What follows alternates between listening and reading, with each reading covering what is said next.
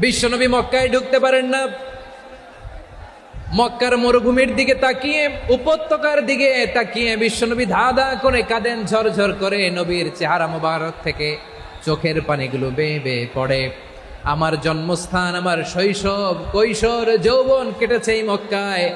আমার এলাকায় আমি ঢুকতে পারি না। বিশ্বনবী মক্কার অনতি দূরে দাঁড়িয়ে জায়েদকে পাঠালেন, জায়েদ যাও দেখো কেউ আমাকে সাপোর্ট করার মতো আছে কিনা, যাও অমুকের কাছে যাও। জায়েদ গেলেন, তারাও প্রত্যাখ্যান করে ফিরিয়ে দেয়। বিশ্বনবী বললেন যাও অমুক লোকের কাছে যাও, তিনিও প্রত্যাখ্যান করে ফিরিয়ে দিলেন। কেউ বিশ্বনবীকে আশ্রয় দিতে রাজি হয় না। নিজ জন্মভূমিতে বিতাড়িত বিশ্বনবী, সর্বশেষ বিশ্বনবী বললেন যাও মুতঈম ইবনে আদির ঘরে যাও। মুতঈম ইবনে আদি মুশরিক, তার কাছে যাও। গেলেন, মুতঈম ইবনে আদি রাজি হয়ে গেল। সুবহানাল্লাহ বলেন। দেখেন, অনেক বিপদের সময়ও আমি নিজে সাক্ষী, সামাজিকভাবে রাজনৈতিকভাবে কত ঝঞ্ঝা, কত ষড়যন্ত্র, কত কনস্পাইরেসি পাড়ি দিয়ে আমাদেরকে সামনে এগিয়ে যেতে হয়। এই শত্রুদের ভেতরেও একজনকে দাঁড় করিয়ে দেয় যে আল্লাহর কোরআনের জন্য রেডি হয়ে যায়। পড়েন সুবহানাল্লাহ। মুতঈম ইবনে আদি, আল্লাহ তার মনকে নরম করে দিলেন। মুতঈম বলে, মুহাম্মদ আমি তোমাকে আশ্রয় দিব। তার দুই ছেলেকে পাঠালেন, যাও খোলা তলোয়ার নিয়ে, স্কট দিয়ে, গার্ড অফ অনার দিয়ে মোহাম্মদকে মক্কায় ঢুকাও, আর বলো আমি আমান দেব। আমান কি দিব? আমান মানে সিকিউরিটি, নিরাপত্তা। সিকিউরিটি ছাড়া, আমান দেওয়া ছাড়া কেউ থাকতে পারতো না মক্কায়। দুই ছেলে বিষ্ণু ইসা ইসলামকে নিয়ে আসলো। নবী কাবার চারদিকে তাওয়াফ করলেন, নামাজ পড়লেন। আবু জাহেল, উতবা, শাইবা, ওয়ালিদ ইবনে মুগীরা সবাই দেখে, কেউ কিছু করতে পারে না।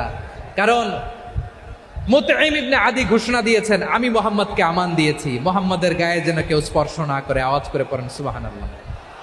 নবীর এই বিপদকালে মুহূর্তে মুতঈমের হৃদয়টারে নরম করে দিল কে?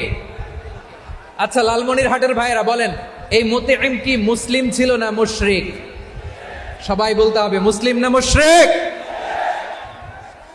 তাহলে মুশরিকের কাছ থেকে নবী পলিটিক্যাল অ্যাসাইলাম, আধুনিক রাষ্ট্রবিজ্ঞানের ভাষায় পলিটিক্যাল অ্যাসাইলাম, যেটাকে বলে রাজনৈতিক আশ্রয়, ওনার আমান বা নিরাপত্তার এই ঘোষণায় তিনি মক্কায় ঢুকলেন। যতদিন নিরাপত্তা ছিল ছিলেন। মুতঈম যখন মারা গেল, বিষ্ণু ইসলাম হিজরত করে মদিনায় চলে গেলেন। সুবহানাল্লাহ।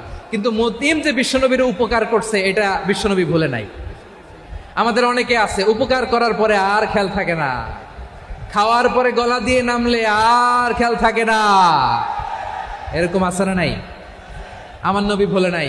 বদরের প্রান্তরে 70 জন কাফেরকে যখন বন্দী করে বিশ্বনবীর সামনে হাঁটু গেড়ে দাঁড় করানো হলো, বসানো হলো, 70 জন কাফের। কয়জন? বিশ্বনবী তাদের দিকে তাকিয়ে বললেন, সহিহ বুখারীর বর্ণনা, লাউ কানাল মুতঈম ইবনে আদি হাইয়ান সুম্মা কাল্লামানি হাউলাই নাতনা লা তারাকতুহুম লাহু। বদরের প্রান্তরে 70 জন বন্দী কাফিরের দিকে তাকিয়ে আমার নবী বললেন, আজকে মুতঈম ইবনে আদি যদি বেঁচে থাকতো আর তোমাদের 70 জনের ব্যাপারে যদি মুতঈম এক বাক্যে একটা সুপারিশ করত, তার সম্মানে আজকে তোদের সবাইকে আমি মাফ করে দিতাম। সুবহানাল্লাহ নাই? বিশ্বনবী মুতঈমের এই সাহায্যের কথা বলে নাই। 70 জন মুশরিক হাঁটু গেড়ে বসা, নবী চাইলে এখনই এক্সিকিউশন অর্ডার দিতে পারে। তিনি বললেন, আজকে যদি মুতঈম বেঁচে থাকতো আর মুতঈম যদি তোদের জন্য সুপারিশ করতে, এই আবর্জনাগুলোর ব্যাপারে সুপারিশ করতে, আমি মুহূর্তেই তোদেরকে এমনি মাফ করে দিতাম। এবার বলেন, ইসলাম কি ন্যারো মাইন্ডেড না ব্রড মাইন্ডেড? শুধু তাই নয়, যাকে যে সম্মান দেয়ার আমার নবী দিতেন, হোক আস্তিক হোক নাস্তিক, হোক মুসলিম হোক অমুসলিম।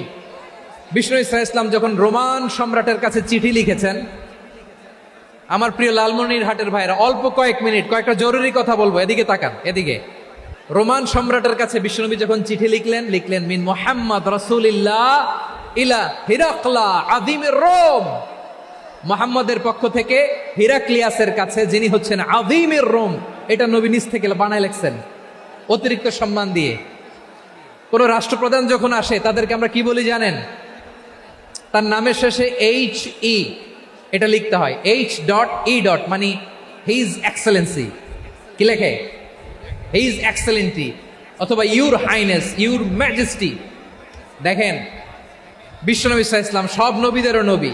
তিনি একজন মুশরিক খ্রিস্টান সম্রাট রোমান সম্রাটের কাছে চিঠি লিখতে যেয়ে লিখতেছে, ইলা হিরাকলা আযীমির রোম, হিরাক্লিয়াসের কাছে আমার চিঠি, যিনি রোমের আযীম, হিজ হাইনেস, মানে রোমের অনেক সম্মানিত এক বাহাদুর। আওয়াজ করে বলেন সুবহানাল্লাহ। তার মানে যাকে যে সম্মান দেয়ার এটা বিশ্বনবী দিতেন। এমনকি যেই ইহুদিরা ভালো ছিল এই ইহুদিদেরও প্রশংসা করেছেন বিশ্বনবী মুহাম্মদুর রাসূলুল্লাহ সাল্লাল্লাহু আলাইহি ওয়াসাল্লাম। এক ইহুদির প্রশংসা করেছেন বিশ্বনবী। ইহুদির কার? আমি তো আমার ভাইয়ের প্রশংসা করি না, আমি তো এক আলেম আরেক আলেমরে স্পেস দেই না, আমি তো এক দায়ী আরেক দায়ীর সাথে বসতে চাই না। আমার নবী ইহুদির প্রশংসা করে। কার প্রশংসা? ওই ইহুদির নাম ছিল মুখাইরেক। সিরাত গ্রন্থ ঘাটলে পাবেন।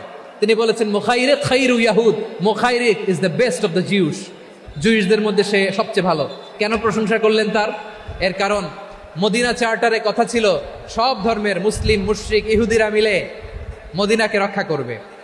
কিন্তু তৃতীয় হিজরিতে যখন উহুদের যুদ্ধ শুরু হলো, সবার কথা ছিল যেই আক্রমণ করে আমরা মদিনাকে বাঁচাবো। কোন শহরকে বাঁচাবো? মদিনাকে। কিন্তু কুরাইশরা যখন অ্যাটাক করলো, ইহুদিরা আর আসে না, ইহুদিরা আর বেরোয় না। বিষ্ণু বললেন, ওহে ইহুদিরা, তোমরা না চুক্তি করলে আমার সাথে যে মদিনা বাঁচাতে সবাই ঝাঁপিয়ে পড়বো, আসো। একটা ইহুদিও বেরোয় না, কেউ আসে না সেদিন, একজন ছাড়া। তার নাম মুখাইরেক। তার নাম কি?